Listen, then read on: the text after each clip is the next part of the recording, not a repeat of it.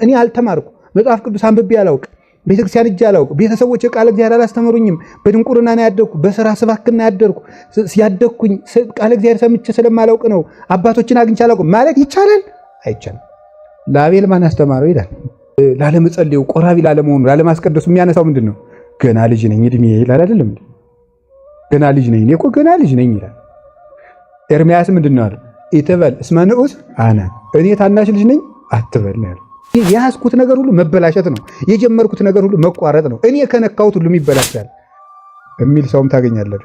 የቀረኝ አንድ ነገር እንኳን ቢኖር ይሄም ጠፋ፣ እኔ ምን ላድርግ የሚል ሰውም ላለመጾማችን ላለመጸለያችን አሁን ሳሌ አሞኝ ነው ብለን ምክንያት ማቅረብ እንችላለን። ህመም ስምሽ ምክንያት የሆነ ህመም ምክንያት ማቅረብ ይቻላል? አይቻልም። ለምን? ፈያታዊ ዘየማን የጸለየ በችንካር ተቸንክሮ ነው። እኔ ቤተሰቦች በሙሉ ያልተማሩ ናቸው፣ እናት አባቴ ምንም አያውቁም ብትል የሐዋርያት ቤተሰቦች ተራ ገበሬዎች ናቸው ይላል ቅዱስ ዮሐንስ አፈወርቅ። የሚሰክሩ ሰዎች መሃል ስለምንኖር ከሆነ የጠጣ ነው እኔ ምነው ሁሉንም የሚጠጣ እኔ ብቻ አይደለው ስላልን ለስካራችን ማስረጃ ሆኖ ድነት አያሰጠንም። 50 ሰው መርዝ ቢጠጣ አንተ መርዝ ትጠጣለህ እንዴ? ችግር ውስጥ ስለሆንኩ ነው፣ ስለደከመኝ ነው፣ አሞኝ ነው፣ ውጋት ስላለብኝ ይሄም ምክንያት አይሆንም። ባለ ነገር መታመን። የምኖርበት ቦታ በረሃ ነው፣ እንዴት አድርጌ ልጸልይ ማለትስ ይቻላል? እንደዚያስ ነው ይላል። ሰለስቱ ምዕት እሳት ውስጥ ነው ሲጸልዩ አላያቸውም ይላል እግዚአብሔር። ሰይጣን አሳስቶኝ ነው እንጂ እኔማ ፈጣሪ ታውቃለህ ልቤን ደግሞ ይባላል ማለት ነው። ይሄስ ያድናል ወይ ነው? አሁን አንዳንድ ሰው ስትስሙት ንስሐ ግባ ስትሉት አይ ንስሐማ እንዳልገባ ቄሱ እንደተፈለገ አይገኙም፣ ዝም ብለው እየቀጠሩ መጥፋት ነው የእሳቸው ነገር ሊል ይችላል። አንዳንድ ሰው ደግሞ አይ በቃ ሀብታሙን ነው እሳቸው ንስሐ የሚሰጡ ለእኔ አይሰጡኝም ሊል ይችላል። እኔ ንስሐ በልጅ የሚያደርገኝ አባት የለም ሊል ይችላል። ስለዚህ ትቼዋለሁ ተስፋ ቆርጬ ይችላል። እንደዚህ የሚባል ነገር የለም። በሴት ማመካኘት አይቻልም፣ በወንድ ማመካኘት አይቻልም፣ በአጋንንት ማመካኘት አይቻልም። ራሳችን ኃላፊነት ወስደን ለድካሞቻችን መጠንከር ነው ያለብን። አንድ ነገራችሁ የተመቻቸው ቦታ፣ የተመቻቸ ጊዜ፣ የተመቻቸ ሰው ፍለጋ በደከምን ቁጥር የልብናችን ጉልበት ይደክማል እንጂ አናገኝም። ጥሩ ጓደኛ ባገኝ ጥሩ ሰው ሆናለሁ የሚባል ነገር የለም። ሰው የሚባለው በማይመቸው ጊዜ መልካም ነገርን መስራት የሚችል ሰው ነው። ዛሬ የምንማማርበት የትምህርታችን ኃይለ ቃል እንደ እግዚአብሔር ፈቃድ ስለ ማመካኘት ነው የምንማማረው። ወይም ምክንያታዊነት ወይም ደግሞ ማመካኘት፣ የማይገባ ምክንያታዊነት ለጥፋት ይዳርጋል። አንድ ትልቅ አባት ምን ብለው ተናግረዋል? ወደ ሲኦል የሚወስደው መንገድ ሁሉ በምክንያት የተሞላ ነው ብለው ተናግረዋል። ወደ ሲኦል የሚወስደው መንገድ ሁሉ በምክንያት የተሞላ ነው። ማመካኘት አለበት ማለት። ሲኦል የሚወርዱ ሰዎች ሁሉ እያመካኙ ነው የሚሄዱት። የጥፋት መንገዶች ሁሉ በማመካኘት የተሰሩ ናቸው። ሰዎች በጠባያቸው ኃጢአታቸውን ለመሸፈን የሚጠቀሙት ትልቁ ሽፋናቸው ምንድነው? ማመካኘት ነው። ኃጢአተኛነታቸውን መሸፈን አይፈልጉም።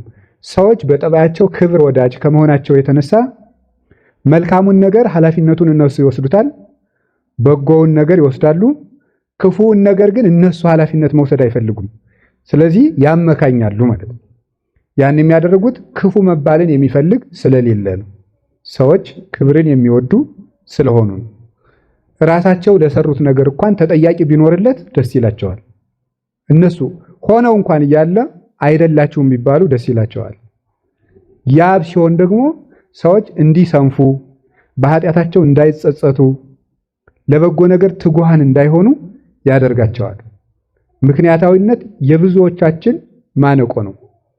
እየተማርን ላለመስተካከላችን፣ እየተመከርን ላለመስማታችን፣ ባለንበት እንድንቀጥል ከዚያም አንሶ ደግሞ ካለንበት እንድንጎድል የሚያደርገን ትልቁ ነገር የምናመካኝ በመሆናችን ነው።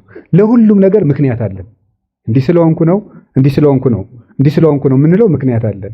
ምክንያታዊነት እንደነገርኳችሁ የጥፋት መሰረት ነው፣ የኃጢአት ምክንያት ነው። በኃጢአት ለመኖርም ደገኛ የሆነ የክፋት ማሰሪያ ነው። የስንፍና ምንጩ ራሱ ማመካኘት ነው። የክፋትም መልካም ያለማድረግም የስንፍናም የዚህ ሁሉ ምንጭ ማመካኘት ነው። ማንኛውም ሰው ደግሞ ምክንያት አለው። ምክንያቱ ትክክል ነው አይደለም የሚለውን ግን መመዘን አይፈልግም። ምክንያቱም ማቅረብ ብቻ ነው የሚፈልገው። ምክንያቱን ማቅረቡ ብቻ የነገሩ መፍትሄ እስኪመስለው ድረስ ሰው ሁሉ ያመካኛል። ሰዎች በጣም ራስ ወዳድና ግብዝ ለክብራቸው የሚጨነቁ ከመሆናቸው የተነሳ እንኳን በሰው ፊት በእግዚአብሔር ፊት ያመካኛሉ። በእግዚአብሔር ፊት እንኳን ሳይቀር እግዚአብሔር የማያውቀን ይመስል እንደዚህ ስለሆንኩ እኮ ነው። ታውቃላችሁ፣ በምጽአት ጊዜ በግራ የቆሙት ሰዎች ምንድን ነው ማድረግ የጀመሩት? ማመካኘት ነው የጀመሩት። ተርቤ አላበላችሁኝም፣ ተጠምቼ አልጠጣችሁኝም፣ ታስሬ አላስፈታችሁኝም፣ ታምሜ አልጠየቃችሁኝም ሲላቸው መቼ መጣህ ነው መልሳቸው። ምን ማለት? ስላልመጣህ ነው እንጂ እናበላህ ነበር ነው። ይሄ ምክንያት ነው እንግዲህ ማለት። መተህ ቢሆን ኑሮ እናበላህ፣ እናጠጣህ፣ እናለብስህ፣ እንጠይቅህ፣ እናስፈታ ነበር። አንተ መቼ ታሰረህ ታውቃለህ? ስላልታሰርክ ነው እንጂ እኛ ክፉ ስለሆነ አይደለም። መልሰው ያንን ችግር ለማን የሰጡት? ለራሱ ለእግዚአብሔር ነው እየሰጡ ያሉት ማለት ነው። አማን እብለክሙ ዘይገበርክሙ ለአሐዱ እምሉ ንዑሳን ሊተ ይገበርክሙ። እውነት እላችኋለሁ ከነዚህ ከታናናሾቹ ለአንዱ ያላደረጋችሁት ሁሉ ለእኔ ያላደረጋችሁም አላቸው። ከድነት አላወጣቸውም ወይም ደግሞ ወደ ድነት አላገባቸውም። ካሉበት ችግር ወጥተው መንግስተ ሰማያትን እንዲወርሱ በእግዚአብሔር ክብር እንዲኖሩ አላደረጋቸውም። ሰነፍ ወይም ታካች በላኩት ጊዜ ያመካኛል። አንበሳ በመንገድ አለ፣ በአደባባይም ጦርነት አለ ይላል መጽሐፈ ምሳሌ ምዕራፍ 22 ቁጥር 13 ላይ። ሰነፍ በላኩት ጊዜ ያመካኛል፣ በመንገድ አንበሳ አለ፣ በአደባባይም ጦርነት አለ ይላል። ስለዚህ የስንፍና መገለጫው ምክንያት ነው። እናንተ ሰነፎች ከዚህ ምን አቁሟችኋል ናላቸው። ሂዱና በአትክልቴ ቦታ ስራ ስሩ ነው ያላቸው። ስለዚህ ምንድነው የአትክልቴ ቦታ ያላት ይችን ዓለም ነው። እኛ ደግሞ አባታችን እግዚአብሔር ልኮን በዚች ዓለም የአቅማችን ኮትኩተን ስራ ሰርተን ተልእኳችን ለመፈጸም የተላክ መልእክተኞች ነን። ይህ ዓለም የእንግድነት ኑሯችን ነው። ቤታችን መንግስተ ሰማያት ነው። ይህ ዓለም ትምህርት ቤታችን፣ የተልእኮ ቦታችን፣ የአትክልት ቦታችን፣ የእርሻ ቦታችን፣ የአቅማችን ስራ ሰርተን ለእግዚአብሔር ይችን አጭጃለሁ፣ ይችን ለቅሜያለሁ፣ ይችን ኮትኩቻለሁ ብለን እንድናበረክትበት የተላክንበት መንፈሳዊ የእርሻ ቦታችን ነው ይህ ዓለም። ታዲያ በዚህ ዓለም ያሉ ሰዎች ተልኳቸውን ፈጽመው መመለስ ሲያቅታቸው የሚያደርጉት ምንድነው? ማመካኘት ነው። ምክንያት የማይጠቅሙ ምክንያቶችን የምናቀርባቸውን በሁለት ከፍዬ ማሳየት ነው የምፈልገው። አጭር ትምህርት ነው የምንማማረው። የመጀመሪያው ለመሳሳታችን የምናቀርባቸው ምክንያቶች አሉ። ለመሳሳታችን ወይም ለማጥፋታችን ምክንያት እናቀርባለን። ስህተት ለመሳሳታችን፣ ጥፋት ለመስራታችን ምክንያት እናቀርባለን። እናታችን ሔዋን በገነት ሳለች ዲያብሎስ ሄዶ ይሄንን ዕፀ በለስ ብትበሉ አምላክ ትሆናላችሁ፣ እግዚአብሔር ዋሽቷችሁ ነው እንጂ ለእናንተ አስቦላችሁ አይደለም ማለት። ወአፍተዋ ለሔዋን ነው። ሔዋንን ዘለሽ ውደቂበት አሰኛት፣ ደስ አላት፣ አምላክነትን ፈለገች፣ እንጨቱ አስጎመጃት። መብላት ፈልጋ ቆረጠችው። ለካ እግዚአብሔር ተመቅኝቶን ነው እንጂ ይሄንን ብንበላ አምላክ እንሆናለን ብላ የአምላክነት ክብር አስጎምጅቷት ሄዳ ነው የበላችሁ። አዳምንም ይሄንን ብንበላ አምላክ እንሆናለን እንካ ብላ ነው ያበላችሁ። አምኖበት ነው የበላ። እሷም አምላክነት ፈልጋ እሱም አምላክነት ፈልጉ። ኋላ ባዷቸውን ሲቀሩ እግዚአብሔር መጥቶ ምን ተኮንከ አዳም? አዳም ምን ሆነ ነው? ብእሲት ዘወሀብከኒ አስፈጠተኒ። ይሄው እንግዲህ የሰጠኸኝ ሴት የሰጠኸኝ ላይ ያስምሩበት። የሰጠኸኝ ሴትዮ ናት ያሳሳተችኝ። የሰጠኸኝ ማለት ምን ማለት ነው? ሲስት ባትሰጠኝ ኑሮ እሷን ባትፈጥርብኝ ኑሮ አልሳሳትም ነበር ነው። ተጠያቂውን ማን እያደረገ ነው? አሁን እዚህ ላይ እግዚአብሔርን እያደረገ ነው። አባታችን አዳም ቀድሞ ምን እያደረገ ነበረ? ቀድሞ ደግሞ ብቸኝነት ሲያንገላታው ያለኔ ብቻውን የተፈጠረ የለም።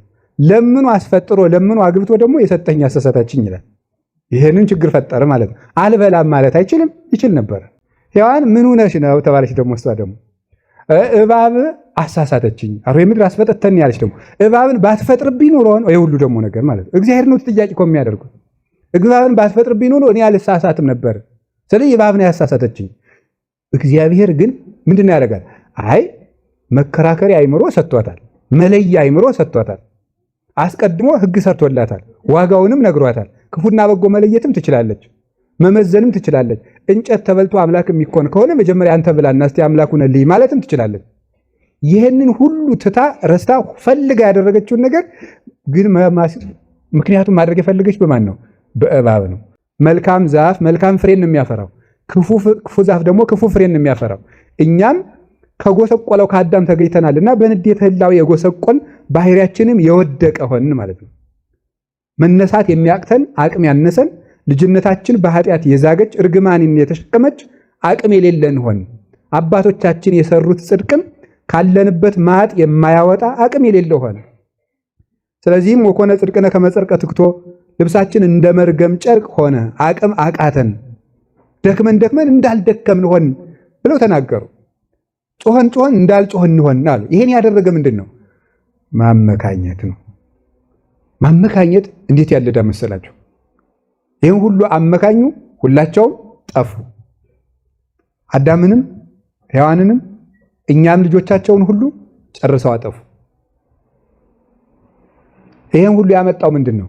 ራስን ኃላፊነት አለመውሰድ። ተሳስቼ ነው ተስገብግቤ ነው ማለት ሲገባ ይህንን አደረገኝ ማለት ከጥፋት አያድንም። አሁን በዚህ ዘመን ሁሉም ሰው ያመካኛል። ጥፋት ለማጥፋቱ ለማንም ሰው ይሳሳታል። እስኪ አንዱ ያቀልጠይቃችሁ። አንዳንድ ጊዜ እግዚአብሔርን ተጠያቂ እናደርጋለን። አንዳንድ ጊዜ ጓደኛን ተጠያቂ እናደርጋለን።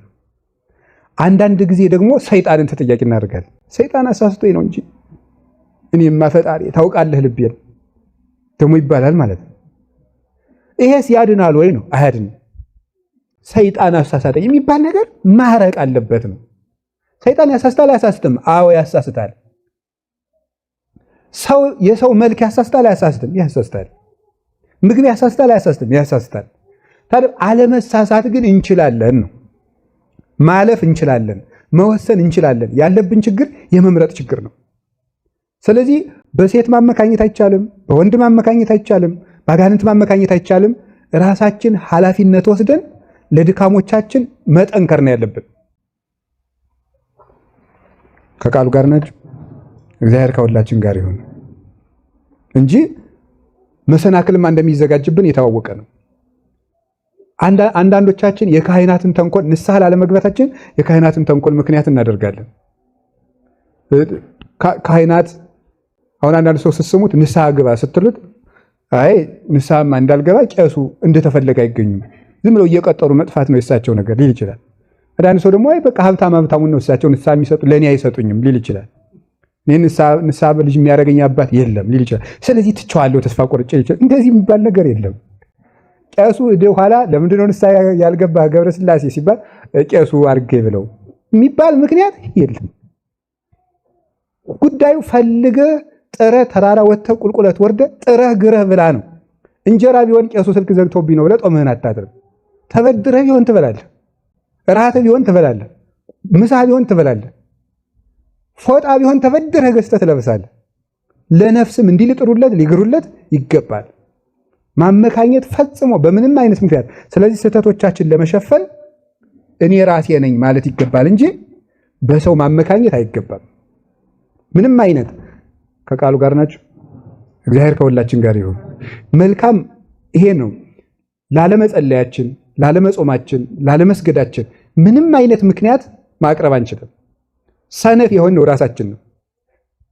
አስተዳደግ በድሎን፣ እገሌ ያሰናክሎኝ፣ በሚገባ ቃል እግዚአብሔር ሳልማር ቀርቼ እንደዚህ ብሎ የሚል ነገር የለም። ራሳችን እኔ ነኝ ራሴን ያጠፋሁት ብሎ ወስኖ መሄድ ነው። መልካም ነገር ላለማድረጋችን ምክንያት እናቀርባለን። መልካም ላለመስራታችን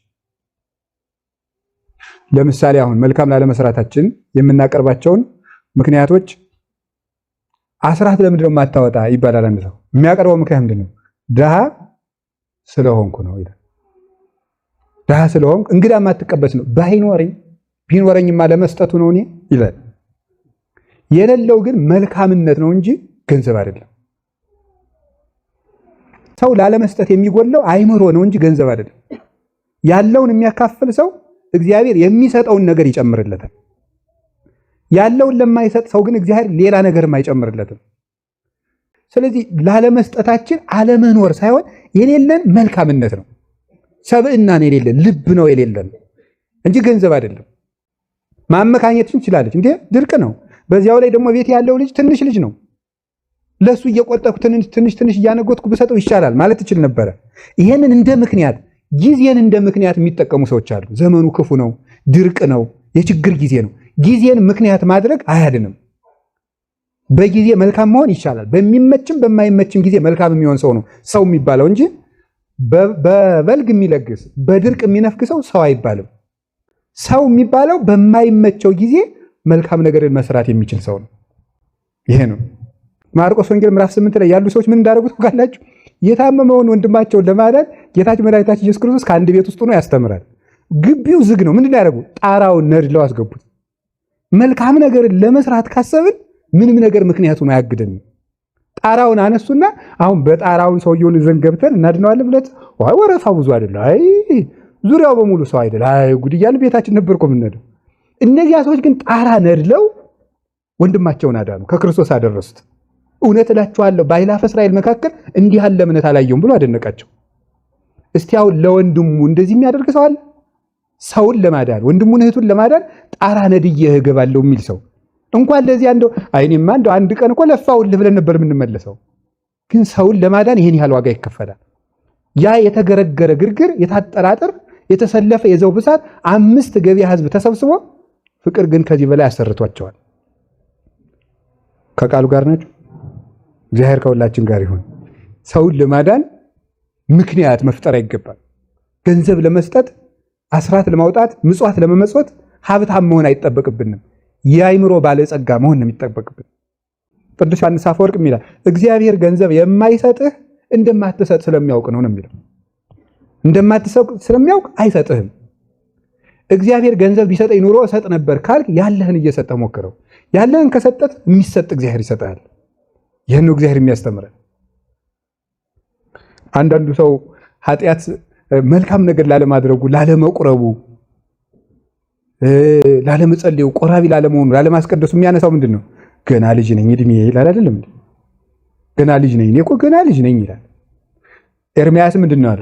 ኢትበል እስመ ንዑስ አነ፣ እኔ ታናሽ ልጅ ነኝ አትበል ነው ያለው። እኔ ታናሽ ልጅ ነኝ። አሁን ለዚህ ሁሉ ምክንያት የለንም። አይ መከራችን። በልጅነታችን ማመካኘት አንችልም። እንኳን በ30 ዓመት በ40 ዓመት ልጅ ነኝ እኔ ገና ልጅ ነኝ እያደርኩ በስላለሁ ልንልንቅርና 3 ዓመት እንኳን ከተጠያቂነት አያድንም። ለምን? ቂርቆስ እሳት ያጠፋበት እድሜ ነው። ቅዱስ ቂርቆስ እመቤታችን መቅደስ የገባችበት ጊዜ ነው። 15 ዓመት ድንግል ማርያም አምላክን የጸነሰችበት ጊዜ ነው። 27 ዓመት ቅዱስ ጊዮርጊስ 7 አክሊል የተቀበለበት እድሜ ነው። ስለዚህ የትኛውም እድሜያችንን ተጠያቂ ማድረግ እኔ ገና ልጅ ነኝ ሩጭ አልጠገብኩም ምን የተኩስ ስጋሽ እኮ ነው የሚባል ነገር የለም።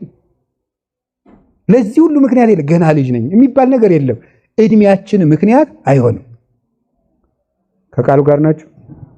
እግዚአብሔር ከሁላችን ጋር ይሁን። አሁን ላለመጸለያችን፣ ላለመጾማችን፣ ላለመጸለያችን አሁን ሳሌ አሞኝ ነው ብለን ምክንያት ማቅረብ እንችላለን። ህመም ይስምሽ ምክንያት የሆነ ህመም ምክንያት ማቅረብ ይቻላል? አይቻልም። ለምን? ፈያታዊ ዘየማን የጸለየ በችንካር ተቸንክሮ ነው። በችንካር እየወጋው እስቲ የክርስቶስ መንግስት ትዝ የሚለው እስቲ እንዴት ነው ሊመጣ የሚችለው? እንኳን ችንካር ራስ ፍልጠቷ ምን ትዝ አታስብለኝ። እዚህ ላይ ችንካር እግዚአብሔር ያሳያችሁ። አንድ ክንች ችንካር ግራ እጁ ላይ፣ አንድ ክንች ችንካር ቀኝ እጁ ላይ፣ 2 ችንካር ግራ እግርና ቀኝ እግር ላይ፣ አንድ ችንካር ደረቱ ላይ ያለበት ሰው ተዘከረኒ እግዚኦ በውስተ መንግሥትከ ሲል ማሰብ ነው። ችግር ውስጥ ስለሆንኩ ነው፣ ስለደከመኝ ነው፣ አሞኝ ነው፣ ውጋት ስላለብኝ። ይሄም ምክንያት አይሆንም። ባለህ ነገር መታመን። የጉልበተኞችን ያህል ስገድ አይልም፣ የጉልበተኞችን ያህል ጸልይ አይልም። ባለህ ነገር ታምነህ ተገኘ። ዘበውሁድ ምእመነ ኮንከ ነው።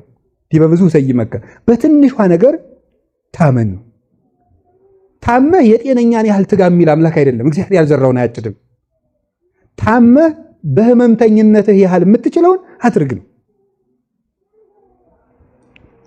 እናት አባቴን የማላከብር እናት አባቴ ለእናት አባቴ የማልታዘዝ ችግር ውስጥ ስለሆንኩ ምን ላድርግ? እንኳን ለእናቴ እንኳን ለአባቴ ለራሴ የማልሆን ባተሌ ስለሆንኩ ነው ይላል አንዳንድ ሰው። ቅዱስ ጎርጎርዮስ ምን ይላል? ክርስቶስ እናቱን መስቀል ላይ ሆኖ ሲያገለግላት ተመልከት ይላል። ምን ብሎ?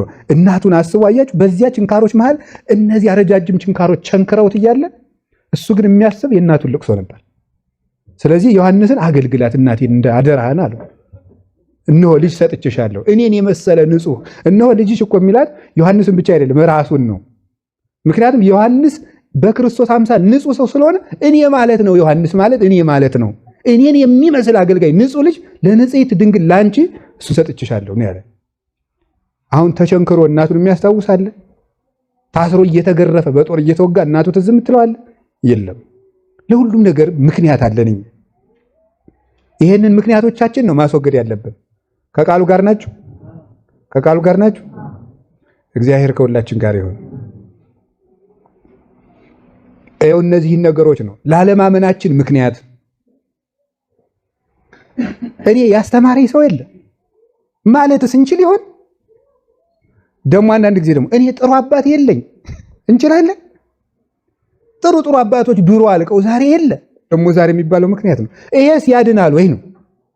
ለአቤል አብነት የሚሆነው አባት ነበረው? አልነበረው። ወአስረጸ ጽድቀ እምነፍሱ፣ ጽድቅን ከሰውነቱ ነው ጽጌያት አበቦች ከግንድ እንደሚፈነዱት መልካም ነገርን ከራሱ አነቃት። ቅዱስ ዮሐንስ አፈወርቅ ከሄኖክ ሃይማኖት የአቤል ሃይማኖት ይበልጣል ይላል። ከሄኖክ ሃይማኖት የአቤል ሃይማኖት ይበልጣል። ለምንድነው የሚበልጠው? አቤል አብነት የሚሆነው ሰው የለውም። ደግ አባት አልነበረውም። ፊት ለፊቱ የሚታይ ደግ ሰው አልነበረውም። ንጹህ መስዋዕት አቅርብ ብሎ ያስተማረው ሰው የለም። አይምሮ እኔ አልተማርኩ፣ መጽሐፍ ቅዱስ አንብቤ አላውቅ፣ ቤተክርስቲያን እጅ አላውቅ፣ ቤተሰቦች ቃለ እግዚአብሔር አላስተምሩኝም፣ በድንቁርና ነው ያደግኩ፣ በስራ ስባክና ያደርኩ፣ ሲያደግኩኝ ቃለ እግዚአብሔር ሰምቼ ስለማላውቅ ነው፣ አባቶችን አግኝቼ አላውቅም ማለት ይቻላል? አይቻልም። ለአቤል ማን አስተማረው ይላል። አይምሮ ጠባይ ሰጥቻለሁ፣ በዚያ አታስብበትም ይላል። ደግሞ መልሶ ደግሞ ቅዱስ ዮሐንስ አፈወርቅ ከአቤል ሃይማኖት የሄኖክ ይበልጣል ደግሞ ይላል። ለምን ደግሞ ሄኖክ ደግሞ አቤል በዚህ ሃይማኖቱ መልካም ቢያደርግ ምን ተጠቀመበት ሳይል መልካም ሰርቷል። ደግሞ የሃይማኖቱን ዋጋ ወዲያው ማጨድ ያልፈለገ ስለነበረ ማለት ነው። ንስሐ አባቴ ትክክለኛ ሰው አይደሉም፣ እማወጋቸውን ነገር ሁሉ ያጣመሙብኛል፣ ራሳቸው የመንግስተ ሰማያት በር ላይ የቆሙ መሰናክል ናቸው ማለትስ ይቻል ይሆን? አይቻልም። እገሌ ደጋግሞ ስለተፈታተነኝ ነው ማለት አይቻልም። እገሌ ነገረኛ ስለሆነብኝ ነው እኔም ነገረኛ የሆንኩት ማለት አይቻልም። በክፉ ሰዎች መሃል መልካም መሆንን ያስተማሩን አባቶቻችን አሉ። ከቃሉ ጋር ናችሁ እንዴ? እግዚአብሔር ከሁላችን ጋር ይሁን። ምን እናንተ የሚያሰናክለው ነገር እኮ በዛ ማለት ይቻላል። ተስፋ የሚያስቆርጠው ነገር በዛ። እኛ ምን እናድርግ? ተስፋ ያደረኩት ነገር ሁሉ ዝም ብሎ ይበላሻል። በየሄድኩበት የኔ በር መዘጋት ነው የሚል ሰውም አታጡ። በቃ የያዝኩት ነገር ሁሉ መበላሸት ነው፣ የጀመርኩት ነገር ሁሉ መቋረጥ ነው፣ እኔ ከነካሁት ሁሉም ይበላሻል የሚል ሰውም ታገኛለህ። የቀረኝ አንድ ነገር እንኳን ቢኖር ይሄም ጠፋ፣ እኔ ምን ላድርግ የሚል ሰውም ታገኛለህ። አብርሃምን ልብ ማለት ነው። አብርሃም አንድ ልጅ ነው የነበረው፣ ያን ውረድልኝ አለው።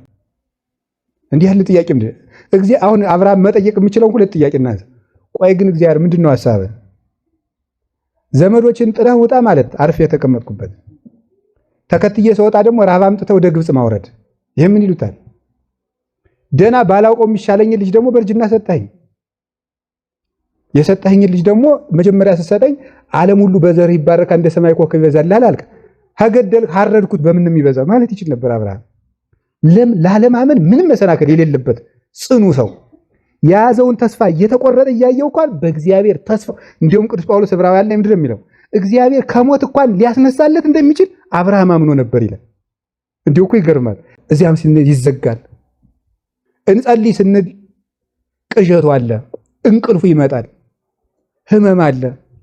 እንጹም ሲባል ህመም አለ፣ እንስገድ ሲባል ደዌ አለ፣ ድካም አለ፣ እንረፍ ሲባል ኃጢአት አለ። በየሄድንበት ስቃይ ይሆናል። ግን እነዚህም ሁሉ ነገሮች ታግሶ ማለፍ ነው ድነት ማለት እንጂ ምንም ነገር ምክንያት ማድረግ አይደለም። ከቃሉ ጋር ናችሁ? ከቃሉ ጋር ናችሁ? እግዚአብሔር ከሁላችን ጋር ይሁን። መልካም ነገርን ለማድረግ የሚያስፈልገው ፍቅርና ምርጫ ነው። ቅናት ነው የሚያስፈልገው እንጂ ምንም ነገር ስለጎደለን አይደለም። አንዳንድ ጊዜ ደግሞ ያለንበት እኮ ምን ይሁን፣ አንዳንዱ ሰው ሲሰሙን ደግሞ ከተማ እኮ ነው ሊል ይችላል። ያለንበት አካባቢ ኃጢአት ነው፣ የምታዩት ነገር ሁሉ በቃ ይኸው ነው ይላል። እንደዛ ስትሉት ደግሞ እነ ሕዝቅኤል ያዩኝ ባቢሎን ነው ይላል። ደግሞ እግዚአብሔር ባቢሎን ነው አይተውኛል። እነ ዳንኤል ባቢሎን ነው ያመለኩኝ። እግዚአብሔር በሌለበት ቦታ መሃል እግዚአብሔርን ይዘው የተገኙአሉ። ስለዚህ የሚክዱ ሰዎች መብዛታቸው እኛን ከሃዲ ለመሆናችን አያድነንም። የሚሰክሩ ሰዎች መሃል ስለምንኖር ከሆነ የጠጣ ነው እኔ ምን ነው ሁሉንም የሚጠጣ እኔ ብቻ አይደለው ስላልን ለስካራችን ማስረጃ ሆኖ ድነት አያሰጠንም። 50 ሰው መርዝ ቢጠጣ አንተ መርዝ ትጠጣለህ እንዴ ብሎ የሚጠይቀን እግዚአብሔር። ምንም ምክንያት የለንም ላለመዳናችን። ምክንያታችን ማን እንደሆነ ታውቃላችሁ? ራሳችን ነን። ጉልበት ስለሌለኝ ነው ማለትም አይቻልም። ፍቅርና ቅናት ብቻ ነው። እምነት፣ ፍቅር፣ ቅናት መቁረጥ ነው የሚፈልገው። አሁን ቅዱስ ዳዊት ጎልያትን ላለመግጠም ማመካኘት ይችላል አይችልም? እኔ 12 ዓመት ልጅ ነኝ ማለት ይችላል አይችልም? እኔ ትንሽ አንድ ጭብጥ ልጅ ነኝ ማለት ይችላል አይችልም? ሰውየው 6 ክንድ ነው ማለት ይቻላል አይቻልም? ሰውየው ሰይፍ ይዟል እኔ ወንጭፍ ነው ያዝኩኝ ማለት ይችላል አይችልም? ይችላል። ይህን ሁሉ አላመካኝ የያዘው እምነቱን፣ ቅናቱን፣ ፍቅሩን ብቻ ነው። የወገን ፍቅር ብቻ፣ ሃይማኖት፣ ቅናት ያዘው። እግዚአብሔር መሰደሙን አያናድድም። እችላለሁ ብሎ አሰበ። አንዳንድ ጊዜ እኮ እንደውም እኮ በጣም ሁሉ ጊዜ የቅዱስ ዳዊት ታሪክ የሚገርመኝ እሱ ንጉሱ ሰይፍ ሲያስታጥቀው አይሁን መሸከም ያቃተው ሰውዬ ሰይፍ የታጠቀውን ሰውዬ ለመግደል ግን እችላለሁ ማለት አይቀረንም። ሰይፍ ሲያስታጥቁት አይሆንልኝም አውርዱልኝ ማለት፣ እንደገና ደግሞ ሰይፍ የያዘውን ሰውዬ በጠጠር ገድለዋለሁ። የማይገናኝ ነገር ነው። ግን ቅናት ካለ ይቻላል፣ ፍቅር ካለ ይቻላል፣ እምነት ካለ ይቻላል። እምነቱን ያዘና ጠጠሯን ወረወራት። ያንን ተራራ የሚያህል ሰውዬ ጣለው። ምኑ ነው የጣለለት? ማመካኘት ግን ይቻል ነበረ። ከቃሉ ጋር ናችሁ? እግዚአብሔር ከሁላችን ጋር ይሁን።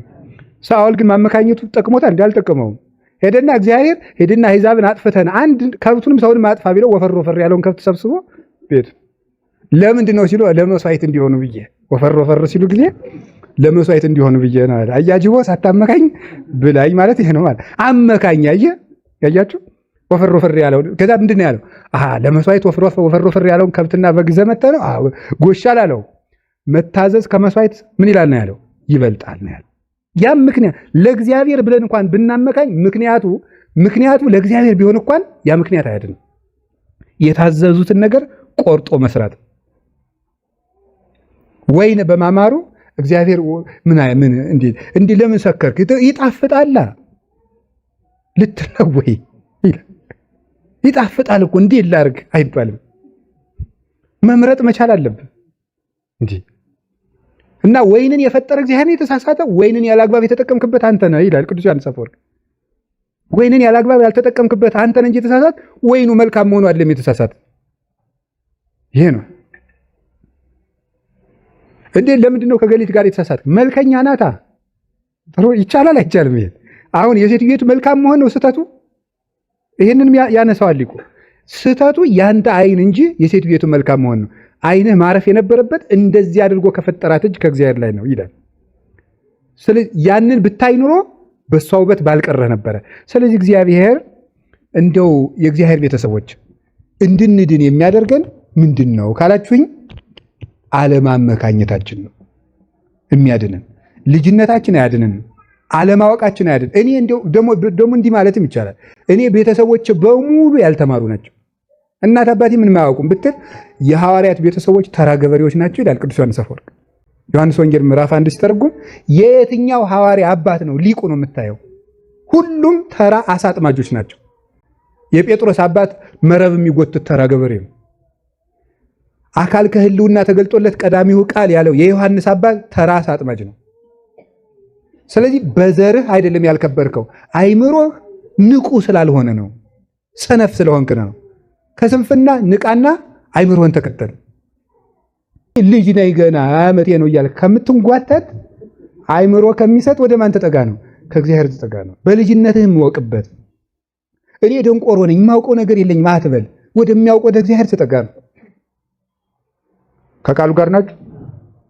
ውርጭ፣ ብርድ፣ ሙቀት ምክንያት የሆነ ለምሳሌ አሁን የምኖርበት ቦታ በረሃ ነው። እንዴት አድርጌ ልጸልይ ማለትስ ይቻላል? እንደዚያስ ነው ይላል። ሰለስቱ ምዕት እሳት ውስጥ ነው ሲጸልዩ አላያቸውም ይላል እግዚአብሔር። እና አሁን የምኖርበት ቦታ በረሃ ስለሆነ መጸለይ አልቻልኩም፣ መጾም አልቻልኩም። ምክንያቱም ሙቀት ነዋ። እንዴት አድርጌ ነው እግዚአብሔር የምለምነው? በዚህ እንዴት ነው ሌሊት ዳዊት የምደግመው? ቤቱ ያፍናል ልንል ሁሉ እንችላለን። የለም ጌታ እሳት ውስጥ ታፍነው ሰዎች መንግስቴን አስበዋል ይላል። እሳቱ ውስጥ ነው። ይባርክዎ እሳት ወላሂብ ለእግዚአብሔር ይላሉ። እሳትና ሙቀት እግዚአብሔር ያመሰግናሉ ይላሉ። እሳቱ ውስጥ ነው። በረዶው እንዴት አድርጎ እዚህ ደጋ ላይ ስንል ደግሞ ይባርክዎ ደደኮ መርቄ ለእግዚአብሔር። ቅዱስ ያሬድን የመሰሉ አባቶቻችን በረዶ ውስጡ ነው ለምነዋል። 40 ሐራ ሰማይ 40 ቀን በበረዶ ኖረዋል። በረዶ ውስጥ ተጥለው ፈጣሪያቸውን ሳይረሱ 40 ቀን ወታደሮች እኮ ናቸው። ክርስቶስን ከምንክድ በረዶ ይሻለናል። አሁን ታዲያ ምንድነው ቦታ እንዳንድን ያደረገን፣ መልካም እንዳንሰራ ያደረገን ቦታው ይሆን? በፍጹም አይደለም። ከቃሉ ጋር ናቸው። እግዚአብሔር ከሁላችን ጋር ይሁን። ደጋነቱ ቆላነቱ አይደለም፣ አይምሯችን ነው ችግር። ይኸውላችሁ አንድ ነገር ንገራችሁ። የተመቻቸ ቦታ፣ የተመቻቸ ጊዜ፣ የተመቻቸ ሰው ፍለጋ በደከምን ቁጥር የልብናችን ጉልበት ይደክማል እንጂ አናገኝም። ጥሩ ጓደኛ ባገኝ ጥሩ ሰው ሆናለሁ የሚባል ነገር የለም፣ አይገኝም። ቁርጡን ወቁ። ለምን? ዲያብሎስ አለ። ዲያብሎስ እስካለ ድረስ፣ ስሜት እስካለ ድረስ፣ ዓለም እስካለ ድረስ፣ ስጋ እስካለ ድረስ ራሱን የጣለ ጓደኛ ማግኘት አይቻልም። ለሰው የሚኖር ጓደኛ ማግኘት አይቻልም። ለምን? እናት ወክብር አሉ፣ እነ ኩራት አሉ፣ እነ ስሜት አሉ። ስጋ እኔ ይበልጥ የሚያሰኘው ዲያብሎስ ደግሞ አለ፣ ራስን የሚያስወድድ በራሱ ያለው የዓለሙ ብልሃቱና መንገዱ ፍልስፍናው ሌላ ነው። ታዲያ ጥሩ ሰው ሳገኝ ጸድቃለሁ? የለም። ያለንን ወንድም ያለንን እህት ተጠቅመን መዳን ነው ያለም ድርሻው። በቀር እንዲያው ከቃሉ ጋር ናቸው። እንዲያው ገሌን ከማይ ቤተክርስቲያን ባልሄድ ይሻለኛል የሚል ሰውም ታገኛለች። እንዴት ላድርግ? በቃ እሱን ሳይሆን የልቤና ይደማል ይላል አንዳንዱ ሰው። ልቤ በቃ ይቆስላል። እዚያ ሁሉ ነገር እንደው እሱን እያየው በቃ እግዚአብሔርን ከማስቀየም እዚያው ቤቴ ቁጭ ብል ደግሞ ይላል አንዳንዱ ሰው። ተው እንጂ ከቃሉ ጋር ናቸው። እንዲህ አባቶቻችን እስቲ ቅዱስ ጊዮርጊስን አስቡት። በሰባ ነገስታት መሃል እኮ አንድ አይዞባ ያልነበረው፣ ሁሉም እንደ ውሻ የሚቆጥሩት ነገስታት ናቸው። በዚያ መሃል 70 ነገስታት ሁሉ ይሙት በቃ እየፈረዱበት፣ እሱን እጁን እግሩን በሙሉ በብረት መጋዝ አሰንጥቀው አስቀጥቅጠው ፊቱ ላይ ምራቅ እየተፉ የሚሳለቁ ባሉበት መሃል ድነዋል። ሰው ፍለጋ እግሩን የሚያደክም ሰው ልቡ ይወልቃል እንጂ ሰው አያገኝም። የራስን ልብ ራስን ማስተካከል ነው። አላችሁ አላጸድቀኝ ያለ እገሌ ነው አይባልም። ራሳችንን ሰውን ከማስተካከል ራስን ማስተካከል ነው መልካም። ሰውን ለማስተካከል መድከም በፍጹም አይቻልም። የሚቻለው ራስን ማስተካከል። ከቃሉ ጋር ናችሁ። እግዚአብሔር ከሁላችን ጋር ይሁን እና አሁን አላስድነን ያለ ማን ይመስላችኋል? አቤት ምክንያት ብቻ ነው፣ ሌላ የለንም። ስለዚህ ጌታ ደግሞ ምን አለ? አልቦሙ ምክንያት ለጌጋዮሙ፣ ለበደላቸው ምን የላቸውም ነው ያለ? ምክንያት የላቸውም ነው ያለ። ስለዚህ ሰዎች አንድ ልብ የሚሆኑ መቼ ነው ከተባለ ሰው ሁሉ እንደ ወንጌል ሲያስብ ነው። ሰው ሁሉ እንደየራሱ ካሰበ፣ እንደ ስሜቱ ካሰበ፣ እንዳስተዳደጉ ካሰበ፣ እንደ ፍላጎቱ ካሰበ፣ እንደ መሰለው ካሰበ ሰው ሁሉ ተለያይቶ ያስባል። አንድ መሆንም መደማመጥም አንድነትም የለም። እኔ ብቻዬን ነኝ፣ ሆድ ባሰኝ፣ እኔ ምን ላድርግ? እስቲ ለድንግል ማርያም ዘመዷ ማን ነው? ለ3 ዓመት ልጅ ብቻዋን እዚያ ቤተ መቅደስ። አንድ ቀን ነበር አንዳንዳችሁን ቤተክርስቲያን ዘግቶ ጥሎ መጥፋት። አንድ 3 ቀን አሁን ዘግተናችሁ ብንጠፋ ምን ይሰማችኋል? ቤተክርስቲያን እኮ በነገራችሁ ላይ ብቻችሁን ስትሆኑ በጣም ነው የሚያስፈራ። እኔ ካህን ዘግቶብኝ ሂዶ ያውቃል። ረስቶ በዚያ ውስጥ ሆኜ ዘግቶብኝ ሂዶ ያውቁ። በጣም ነው የሚያስፈራው። ብንቀሰፍስ ነቅሎ ቢጥለኝ አንዱ መልአክ ያስብላል። እዚህ እንቅልፍ ይመጣም ችግር ነው። እዚያውን ቁልጭ እያለች የ3 ዓመት ልጅ ቢግርም ነው የሚያደርገኝ። ማምላክን 15 ዓመት ብቻዋን ወጥታ አታውቅም እኮ። ይሄ በጣም ነው የሚያስደንቅ። ብቻዬን ነኝ፣ እኔ ዘመድ የለኝ፣ የሚያስብልኝ ጥሩ ጓደኛ የለኝ። እንደዚህ ለእሷ ማን ነበራል? እግዚአብሔርን ለያዘ ብቸኝነት የለበትም። ስለዚህ የባሕታውያን እናት የምትባለው ለዚህ ነው። ለዝጉሃን አብነት እንድትሆናቸው ነው። እሷ የጀመረችውን ዘግቶ የመኖር ዝጉሃዊነት ነው ዛሬ አበው የሚያደርጉት። ወይነስው ደናግለ ድህሪያ ያለው ይሄንን ነው። ብሕትውናን እሷ ዘግታ ስለጀመረችው ከመቅደስ ከዚያ በኋላ ልጆቿ ደግሞ እየተከተሉ ይዘጋሉ። ለንጉሥ እየወሰዱ ከዚያ በኋላ ለክርስቶስ ያቀርቧቸዋል እሷን የመሰሉትን። ስለዚህ ብቸኝነት ምክንያት ለማድረጋችንም ምክንያት የለንም። ይሄው እመቤታችን አለች። ልጅነቱም እንደዚሁ ነው። መከራውም ይሄው ነው። እና ምክንያተኝነታችንን ማጥፋት አለብን። ከዚህ በኋላ ምክንያት ፈጥሮ መልካም መስራት እንጂ ምክንያት ፈጥሮ የጀመሩትን ዓላማ ማቋረጥ፣ ከያዙት መልካም ነገር ወደኋላ መመለስ፣ ከድነት ማዳጥ፣ ክፉ መሆን አያድንም። እስኪ አንድ ጥያቄ ልጠይቃችሁ። ላለመታረቃችን የምናገርበው ምክንያት ስማት አይደል?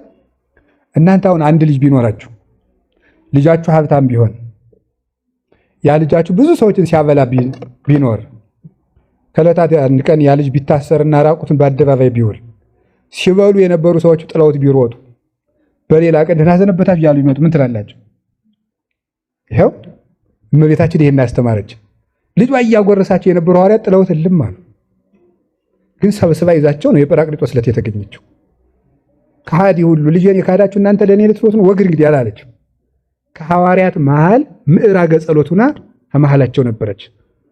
የሐዋርያት ሥራ ምዕራፍ 1 ቁጥር 8 ላይ እንደምናነበው አንዱንም ወይ ጴጥሮስን ወይ ዮሐንስን አልተቀየመችም። በጎ የዋሂት ርግብ ስለሆነች ለሁሉም እርቅ ነው ያደረገችላቸው። ስለዚህ ይሄንን ሁሉ ማሰብ አለብን። ጥለዋት እኮ የቀራንዮዋን አዘንተኛ ጥለዋት ነው የሮጡት። ያ ያጎረሳቸው እጅ ሲቸነከር አይተው ባህሩን ጸጥ ያደረገላቸው ያ አንደበት ሐሞት ሲጠጣ እያዩት ጥለውት ነው የሮጡት። እሷን ብቻዋን የአንድ ልጅ እናት የሆነችውን መስቀል ስራ ቆመዋል። ይሄ ስብራቱ የሚሰማው ለደረሰበት ሰው ብቻ ነው። እንደና አባ ጽጌ ድንግል ያሉት ይሰማቸዋል። ምን ያህል መጠናን ይጽብበኒ እግዝእትየ ከመ ጸበበኪ ዓለም በምልኡ እያሉ እነሱ ይሰማቸዋል ህመሙ ምን ያህል ይወጋት እንደነበረ ነገሩ። እንደውም ሊቃውንቱ ምን ይለው ይናገራሉ? እመቤታችን መስቀል ላይ ሄዳ ቀራንዮ ስር ልጇ ውስጥ የገቡት ችንካሮቹን ስታይ እሷ ልብ ውስጥ ደግሞ የሐዘን ችንካር ይገባ ነበር ይላል። ያንን ነው ስምዖን አረጋዊ በሰውነትሽ ውስጥ ሰይፍ ያልፍበታል ብሎ ይነገራል። የሐዘን ነው። የልጇ እጆች በብረት ሲቸነከሩ የእሷ ልብ ደግሞ በሐዘን ይወጋ ነበር። እንዲያርገው ጥለዋት የወጡ ልጆችን መልሳ ደግሞ እናቱና ትገኛለች። ይሄ ነው ሰው ማለት። እገሌ እንዲህ ብሎ በመከራዬ ጊዜ ጥሎ ጠፍቶ አሁን ለዚህ ምን ምክንያት እንፈጥራለን? የችግር ጊዜ እኮ አልተገኘም። እገሌ ሳጌ ነው ብቅ የሚለው ያስጠላኛል ሳስበው ሁሉ የሚል ሰው ሰምታችሁ አታውቁም? ይሄንን ነው። ክርስቶስም ጥለውት ተበትነው ነው ጥለውት ተሯሩጠው አናውቀውም እያሉ እይብለክሙ አግብርቴ ያለ አይርክቴ እያላችሁ ወዳጆቼ ባሪያ አይደላችሁም እናንተ እኮ ወዳጆቼ ናችሁ ብላችሁ አላውቀውም ያሉትን እኮ ነው እሁድ ከች ብሎ ደቂቀ ቦኑ ብክሙ ዘንበል ያላቸው። ልጆቼ እናንተ ከሃዲ ሁሉ አላላቸው። ልጆቼ የሚበላላችሁ ነው ያላቸው። ይህንን ይቅርታን ያስተማረን ክርስቶስ እንዲህ አድርጎ ነው። ለነሱ አይደንቀንም፣ ለሚቸነክሩት እጆች ይቅርታ ያደርግ ነበር እሱ። አባ ሰራይ ሎሙ እስመ በዘ ይአምሩ ይገብሩ እያለ አሁን ላለመታረቃችን ምክንያት ይኖርናል። የምንጠቅሰው ነገር ሳይሆን ምንድን ነው? እንዲሁ ገሌ ተከልክልኩት እንዲሁ ስንት ጊዜ ነው የሚያበላሸው ማለት እንችላለን። እንግዲህ ይህን ነው እኔ ስንፍናዎቻችንን እናስወግድ።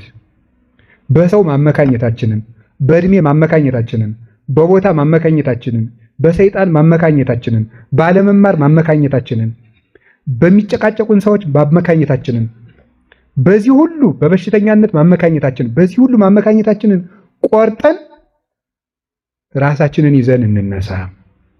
ያስተማረን እግዚአብሔር ስሙ የተመሰገነ ይሁን። ለበጎ ነገር እንድናመካኝ እንጂ የክፉ ምክንያተኞች አያድርገን።